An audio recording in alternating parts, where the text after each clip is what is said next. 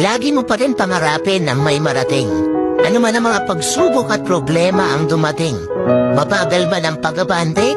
Okay lang yan, basta ang importante dumidiskarte. Tandaan mo na ang buhay ay hindi laging malungkot at malumbay. Kaya patuloy ka lang lumaban at maging matibay. Dahil darating din ang araw, lahat ng plano mo sa buhay ay magtatagumpay.